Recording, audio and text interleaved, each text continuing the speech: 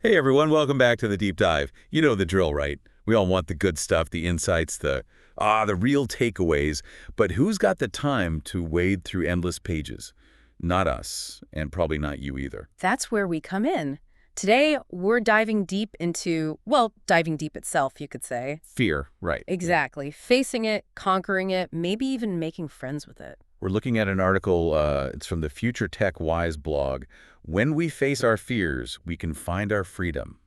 Kenton Patterson wrote this one. And it's really resonated with people, a lot of buzz about it online. Yeah, fear, it's universal, isn't it? I mean, everyone's got something. It could be anything, work, relationships, even just trying that new spicy dish everyone's talking about. Absolutely. And Patterson's take is really interesting. He argues that facing those fears head on, it's not just about overcoming a challenge, it's about unlocking something much bigger, freedom, growth, all that good stuff. That's what we're going to unpack today, right? Yeah, the whole thing, how fear works, why it holds us back, and what happens when we finally decide, you know what, I'm going to tackle this thing.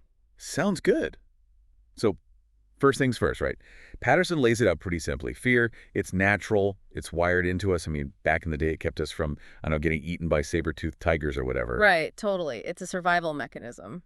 Problem is, nowadays, our fears, they aren't always so life or death, are they? Definitely not. I mean, I don't think that presentation I'm giving next week is going to actually kill me, even though it sometimes feels like it. Exactly. But the fear response, it's the same. Heart racing, palms sweating, that feeling of, oh no, I can't do this. And what does Patterson say happens? We freeze up. We stay stuck in our nice, safe comfort zone. Mm. He makes this point about successful people, though. He says they experience fear, too. It's just, They don't let it call the shots. They don't let it define their limits. And that, I think, is a really crucial takeaway for all of us.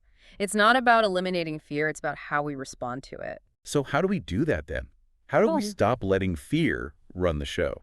well, Patterson's got a pretty clear first step. Know your enemy, right? Right. Actually identify your fears.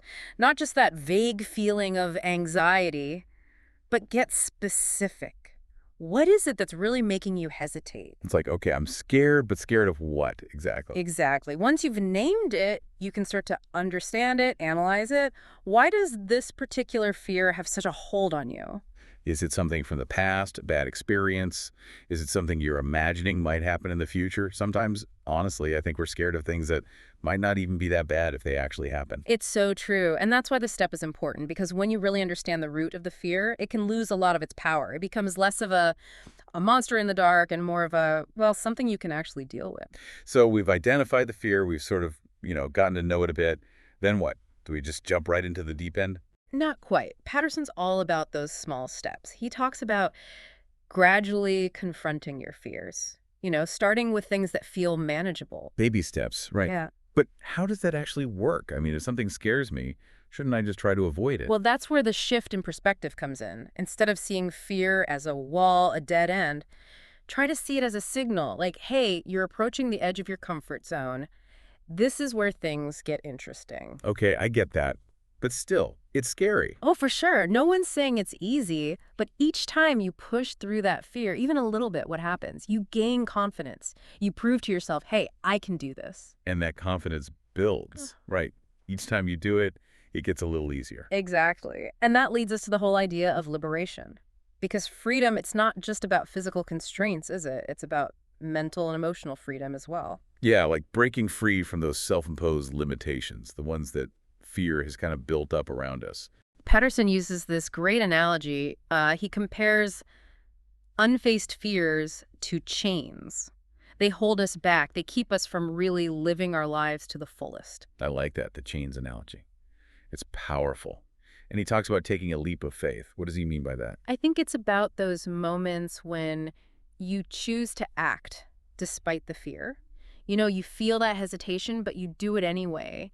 And the result, he says, is this profound sense of freedom. It's like the walls you thought were there, they were just illusions all along. And he's a really good example. He talks about the fear of public speaking. I think a lot of people can relate to that. Oh, for sure. It's a classic one. And Patterson points out when you confront that fear, what happens? You gain confidence, obviously, but there are other benefits too. You might get better at your job. You might even form deeper connections with people because you're communicating more effectively. And it's not just public speaking, right? He says this applies to all sorts of fears. Starting a business, speaking up for what you believe in, even just trying new things. Exactly. It's about giving yourself permission to live a life where fear doesn't have so much control. So we've identified our fears. We're starting to confront them. We're feeling a bit more free.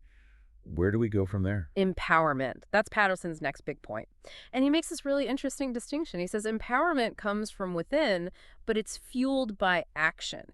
Every time you challenge a fear, you're proving to yourself, hey, I'm stronger than I thought I was. Yes, like each time you do it, you add another layer of, I don't know, like armor or something. Exactly. And that armor, it's made of resilience, self-respect, and that unshakable belief in yourself. And he uses another good example here, right? The fear of business failure. Yeah, a lot of people struggle with that. But Patterson's point is so many of the things we're scared of, they're not actually the end of the world if they happen. In fact, sometimes those setbacks, those failures, they can be the best learning experiences. It's like you try something, it doesn't work out, but then you learn from it, you adapt, and you come back even stronger. Exactly. And that's what real empowerment is all about. It's not about never failing. It's about being able to pick yourself up and keep going, even when things get tough. It's about knowing that you're capable of handling whatever comes your way. And that brings us to Patterson's final point, personal growth. He says that the most fulfilling lives, they're often the ones where people have really pushed their boundaries, stepped outside their comfort It's like zones. all the good stuff, the learning, the growth, it happens when you're a little bit uncomfortable, when you're challenging yourself. Right. And he talks about this shift in mindset from I can't to I will. It's about reframing those challenges as opportunities. It's about embracing the unknown, even if it's a little scary. And it's not a one-time thing, is it? It's an ongoing process.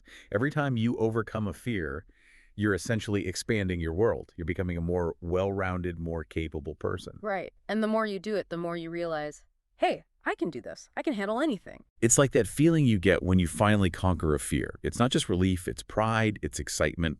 And you think, what else can I do? Exactly. And that's the beauty of it. It becomes a cycle. The more you grow, the more confident you become, the more willing you are to take on new challenges. And it just keeps going. It's like fear becomes less of a barrier and more of a guidepost or something. It's like, okay, I'm scared, but that just means I'm on the right track. I like that. And, it ties back to what Patterson was saying at the beginning. Those people who achieve great things, they're not fearless. They've just learned to dance with fear. Just use it as fuel, right? Exactly.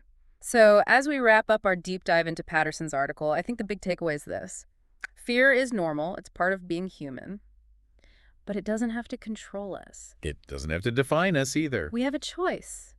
We can choose to let fear hold us back, or we can choose to face it, to learn from it, to grow from it. And in doing so, we might just discover a whole lot more than we ever thought possible. We might find freedom, we might find empowerment, we might even find ourselves. And that's a journey worth taking, wouldn't you say? Absolutely. And before we go, Patterson leaves us with this great question. He says, the next time you feel fear creeping in, ask yourself, what's on the other side of this fear?